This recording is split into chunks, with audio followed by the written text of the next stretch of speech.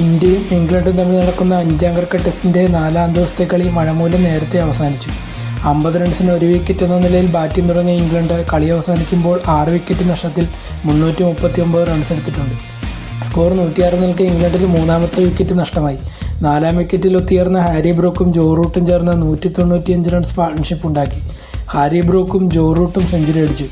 19 runs എടുത്തു നിൽക്കെ Harry brook നൽകിയ ക്യാച്ച് സിറാജ് പിടിച്ചുവെങ്കിലും ബൗണ്ടറി ലൈനിൽ കാലുമുട്ടിയതോടെ അത് സിക്സായി മാറി.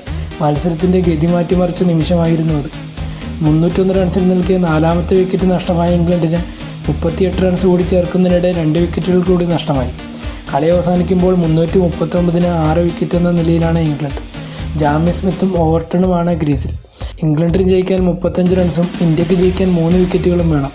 പരിക്ക് പറ്റിയ ക്രിസ് വോക്സ് ഇംഗ്ലണ്ടിൻ്റെ ആദ്യ ഇന്നിംഗ്സിൽ ബാറ്റ് ചെയ്തില്ലായിരുന്നു. ക്രിസ് വോക്സ് ബാറ്റിങ്ങിനിറങ്ങിയാൽ 4 വിക്കറ്റുകൾ കൂടി വേണം ഇന്ത്യക്ക് ജയിക്കാൻ.